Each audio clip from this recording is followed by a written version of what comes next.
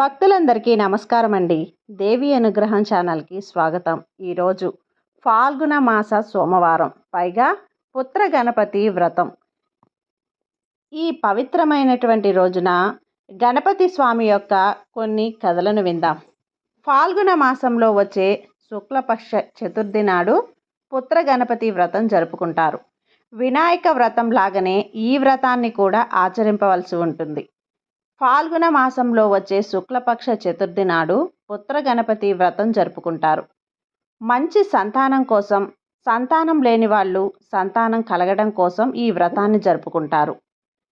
చతుర్థి నాడు గణపతికి చేసే పూజా కార్యక్రమాల వలన సంతానం కలుగుతుంది. ఈ వ్రతాన్ని ఆచరింపవలసిందిగా ఉంటుంది. భక్తి శ్రద్ధలే ప్రధానంగా ఈ వ్రతాన్ని ఆచరించాలి.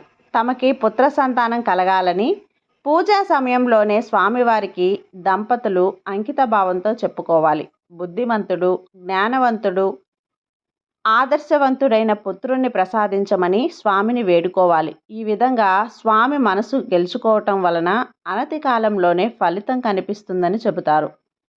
ప్రతి చవితి రోజున స్వామివారిని భక్తి శ్రద్ధలతో పూజిస్తూ ఉండాలి. ఆయన అనుగ్రహాన్ని ఆకాంక్షిస్తూ అత్యంత భక్తి శ్రద్ధలను ప్రకటిస్తూ ఉండాలి. మొక్కుబడిగా కాకుండా ఎవరైతే అంకిత భావంతో గణపతిని మెప్పిస్తారో ఆ దంపతులకు అనతి కాలంలోనే పుత్ర సంతానం కలుగుతుంది అని ఆధ్యాత్మిక గ్రంథాలు స్పష్టం చేస్తున్నాయి. పూర్వం మహారాజులు, చక్రవర్తులు వారసత్వానికి ఎక్కువగా ప్రాముఖ్యతను ఇచ్చిన కారణంగా వాళ్ళంతా కూడా పుత్ర సంతానాన్ని ఎక్కువగా కోరుకునేవారు. తమ తమ రాజ్యాలని, రాజ్యభారాన్ని కొడుకే స్వీకరించాలని వాళ్ళు భావించేవారు. ఇక పున్నామ నరకం నుంచి తప్పించేవాడు పుత్రుడే అనే మహర్షుల వాక్యం కారణంగా వాళ్ళు పుత్ర సంతానం కోసం ఆరాటపడేవాళ్ళు. ఇందుకోసం వాళ్ళు ఫాల్గుణ శుద్ధ చవితి రోజున పుత్ర గణపతి వ్రతాన్ని ఆచరించేవాళ్ళు. ఇందు మూలంగా ఒక కథ కూడా ఉంది. పూర్వం కృతవీర్యుడు అనే మహారాజు ఉండేవాడు. అతడు సకల సద్గుణ సంపన్నుడు, ధర్మాత్ముడు. ఆయన భార్య మహాపతివ్రత, సుగుణవతి. ఆమె కూడా భర్తలాగానే సదాచారాల మీద ప్రీతి కలిగిన ఇల్లాలు. ఆ పుణ్య దంపతులకి ఎంతకాలం గడిచినా కూడా సంతానం కలగలేదు. పుత్ర సంతానం కోసం వారు చేయని వ్రతం అంటూ లేదు, దానం లేదు. ఎన్ని యాగాలు చేసినా, ఎన్ని పుణ్య తీర్థాలు సేవించినా ఫలితం లేకుండా పోయింది. ఎంతో నిరాశ పొందిన కృతవీర్యుడు ఒకనాడు తమ మంత్రులకి రాజ్యభారాన్ని అప్పగించి భార్యతో కలిసి అరణ్యానికి వెళ్ళిపోయాడు. అక్కడ కఠోర దీక్షతో తపస్సు చేయటం ప్రారంభించాడు. ఇంద్రియ నిగ్రహంతో ఆహారాన్ని వదిలేసి కేవలం పైనుంచి రాలిన ఆకుల్నే భుజిస్తూ తన జీవితాన్ని మొత్తం తపస్సుని కొనసాగించాడు. అలా ఎన్నో సంవత్సరాలు గడిచాయి. రాజు శరీరం చిక్కి శల్యమైపోయింది. ఒకనాడు ఆకాశ మార్గంలో సంచరిస్తున్న నారదుడు ఆ రాజు పరిస్థితిని చూసి జాలిపడి పితృలోకానికి వెళ్ళి కృతవీర్యుడి తండ్రిని కలిశాడు. పుత్ర సంతానం కోసం అతడి కొడుకు పడుతున్న బాధల్ని చెప్పాడు. నారదుడి ద్వారా తన కుమారుడు సంతానలేమితో బాధపడుతున్నాడని తెలుసుకున్న కృతవీర్యుడి తండ్రి సరాసరి బ్రహ్మలోకానికి వెళ్ళి చతుర్ముఖుడికి నమస్కరించి, ప్రభు, నా కుమారుడు సకల సద్గుణవంతుడు, దానశీలి, ధర్మప్రభు, ఎన్నో యజ్ఞాల్ని వ్రతాల్ని చేసినవాడు, ప్రజల్ని కన్నబిడ్డల్లా చూసుకున్న కరుణామయుడు. అలాంటి నా కుమారుడికి పుత్ర సంతానం కలగపోవటానికి కారణం ఏమిటి? అతడు ఏం పాపం చేశాడు? ఏం చేస్తే నా పుత్రుడి పాపం తొలగిపోయి అతడికి సంతాన ప్రాప్తి కలుగుతుంది? దయచేసి చెప్పండి అని దీనంగా ప్రార్థించాడు. అప్పుడు బ్రహ్మదేవుడు కృతవీర్యుడి తండ్రితో ఇలా చెప్పాడు.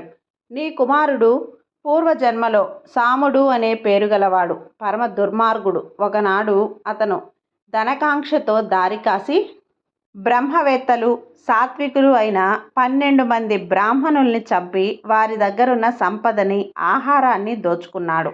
ఆ రోజంతా సమయం దొరకక ఏమీ తినలేదు. దోచిన ధనంతో సాయంత్రానికి ఇంటికి చేరుకున్నాడు. ఆ రోజు మాఘ బహుళ చతుర్థి. చంద్రుడు ఉదయించే సమయానికి ఇంటికొచ్చిన సాముడు తన కుమారుణ్ణి గణేశ అని పేరు పెట్టి పిలిచాడు. దోచుకొచ్చిన ప్రసాదాన్ని తన కొడుకుతో కలిసి తిన్నాడు. కొన్నాళ్లకి సాముడు మరణించాడు.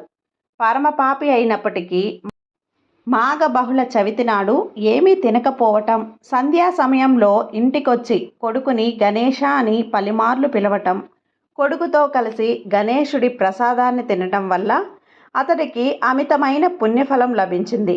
కొంతకాలం గడిచాక భూలోకంలో కృతవీర్యుడనే పేరుతో నీ పుత్రుడిగా జన్మించాడు. ప్రస్తుతం అతడెన్ని పుణ్యకారాలు చేసినప్పటికీ గత జన్మలో మంచివారిని వధించిన పాపం వల్ల ఈ జన్మలో సంతాన భాగ్యానికి నోచుకోలేదు. అతడు చేసిన పాపం నశిస్తేనే సంతానం కలుగుతుంది అని చెప్పాడు. ఆ మాటలు విన్న కృతవీర్యుడి తండ్రి ఎంతో బాధపడుతూ, పితామహ, నా కుమారుడు చేసిన బ్రహ్మహత్య పాపం క్షమించరానిదే అయితే దాన్ని పోగొట్టుకునే మార్గం ఏదైనా ఉంటే సూచించండి, అది ఎంత కష్టమైనా సరే అని ప్రాధేయపడ్డాడు. అప్పుడు బ్రహ్మ, నీ కుమారుడు అత్యంత మహిమాన్వితమైనది, కోరిన కోరికలు తీర్చేది అయిన శ్రీ పుత్ర గణేశ వ్రతం, అది చేస్తే అతడు చేసిన పాపాలన్నీ నశిస్తాయి అని వ్రత విధానం చెప్పాడు. అప్పుడు కృతవీర్యుడి తండ్రి నారదుని ద్వారా ఈ విషయాన్ని తన కుమారుడికి చేరవేస్తే ఆ వ్రతాన్ని చేసి కృతవీర్యుడు సంతానవతుడవుతాడు. కరుడు కట్టిన ప్రారబ్ధాన్ని సైతం కర్పూరంలా కరిగించి వేసే మహిమాన్వితమైన వ్రతం ఇది, శ్రీ పుత్ర గణపతి వ్రతం. తప్పకుండా ప్రతి ఒక్కరూ ఆచరించి పుత్ర సంతానం లేని వాళ్ళు పుత్ర సంతానం కోసం, అలాగే ఆరోగ్యం కోసం కూడా ఈ వ్రతాన్ని చేయొచ్చు. కాబట్టి తప్పకుండా ఈ వ్రతాన్ని చేసి పుణ్యఫలాన్ని పొందండి. ఈ కథ మీకు నచ్చినట్లయితే లైక్ చేసి సబ్స్క్రైబ్ చేయండి ఫ్రెండ్స్. మరికొంతమంది భక్తులకు షేర్ చేయండి. సర్వే జన సుఖినో భవంతు.